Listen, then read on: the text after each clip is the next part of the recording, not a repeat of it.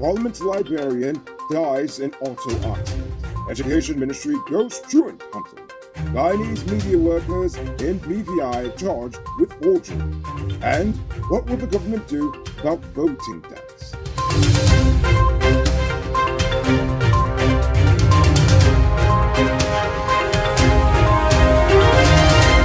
I am Noriko Bulford, and this is Uncut News. If you see news happening, send us a tip on WhatsApp at 592-659-6151. The head of Parliament's Library Department, 52-year-old Michael Monroe, died last night after he lost control of his car and slammed into a truck heading in the opposite direction along the Friendship Public Road on the east bank of Demerara.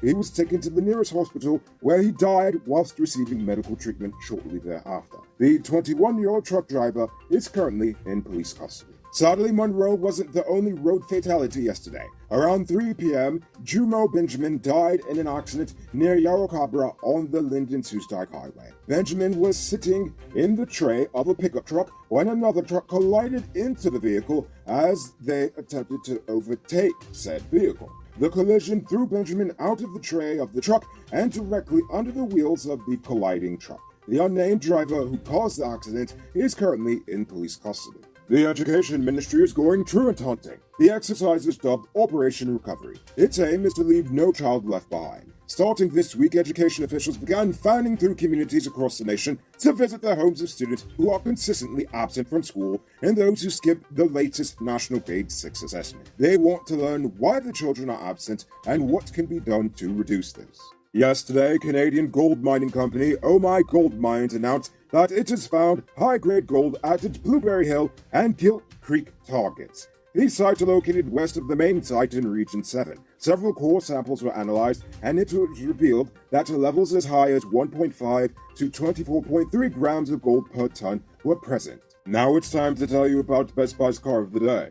Currently on sale is this 2014 RDQ3. It comes with Bluetooth, mug rims, new tires, TV, CD, stereo, fog lamps, electronic parking brake, back camera, and much more. Buy cash for $5.6 million, or pay down as low as $1,120,000 down, with around $108,000 monthly for 5 years, and it's yours. Call or WhatsApp 662-0844 for more info, or visit the showrooms at 171 Peter Street, Queenstown, or Lot 2 Lamar Street, and tell them you got sent you for this sweet tea. The police have arrested 3 Venezuelan nationals in connection with the murder of 62-year-old Brazilian national Edmilson dos Santos. The body of the hotel owner was found bound and badly beaten in his bedroom at his hotel in Etteringbang on Wednesday. Yesterday, 20-year-old Vashni Cyril and 26-year-old Melissa Edwin were charged for chopping Amrita Singh in the head with a cutlass during an attack in Port Morant on Sunday. The brutal assault was caught on camera and shared throughout social media. The two were not required to plead to the charges and were released on $20,000 bail each until their next court date, April 4. 2 Guyanese media workers in the British Virgin Islands have been arrested and charged for forgery. The charges follow an investigation into a work permit renewal application submitted last year. They were identified as 48-year-old journalist Kathy Richards and 43-year-old Hitesh Yajram. They were both released on bail and will be back in court March 30th. Ah yes, visa fraud, the overseas Guyanese favorite crime of choice. You can multiply your cash by selling digital top-up. This is a legit way you can earn some extra money at your business or to supplement your current hustle. Become a top-up vendor quick and easy through Cellular Plus. Call them on telephone number 685-3109 for more info.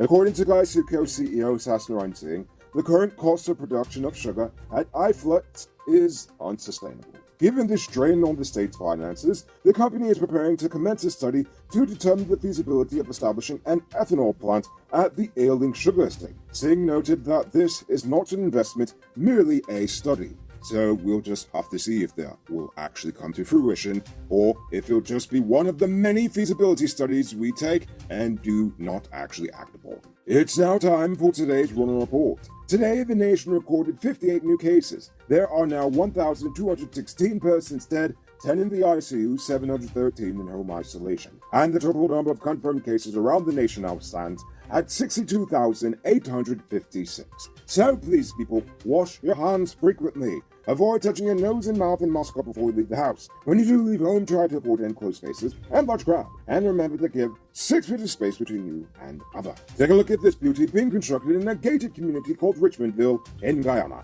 It features 4 bedrooms, 1 pool with 7,000 square feet of living space, along with modern amenities. Contact Sheriff Construction on 592-618-5702. And now for our stupid news of the day. You know what I think is stupid? For a nation that is so reliant on maritime activity, we have almost no protections in place for the public. This is especially true for our nation's fishermen and women. Every year we hear stories of people dying on the high seas, whether if through piracy, rough waters, poor piloting, or poor ship maintenance. Every year people go missing, never to be found again. Or if they're lucky, their body will just wash ashore. Honestly, considering the odds, it's nothing short of a miracle that one fisherman even survived the most recent vessel capsizing. Now, given the seriousness of this issue and just how prevalent sea deaths are in Guyana, I believe that the government should engage in a national campaign to teach proper boating safety and maintenance to the people. Vessels that carry passengers or cargo over a certain size or even a certain distance should also be required to have a GPS device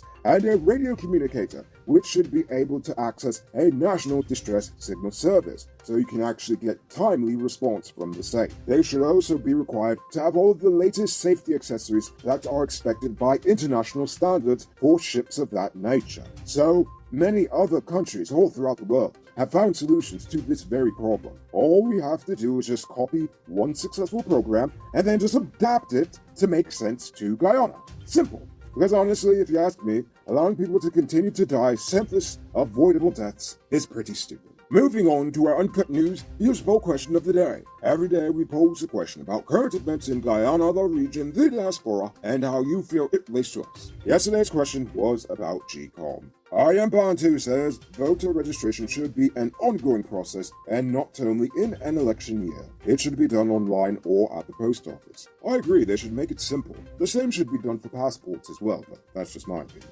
So for tonight's question, the Ministry of Education is trying to reach out to the families of children who are missing school. What can the ministry do to make it easier for said families to send their children to school? So, with that being said, I want you to think about that question and tell us in the comments below. If your response is good enough, we just might feature it in our next episode. Anyway, that's all the time we have for tonight, and check us out on Monday for another episode. Until then, I'm Rico Bullford saying, have a great weekend. And as always, don't drink and drive, or you'll end up on Monday's episode the hard way. Aha! Good night, folks. Hey, Uncut News viewers, thanks for watching. You can subscribe by clicking on this button over here, or click over there for more news. You can also drop a comment to let me know if you've made it to the end of the video. Goodbye for now.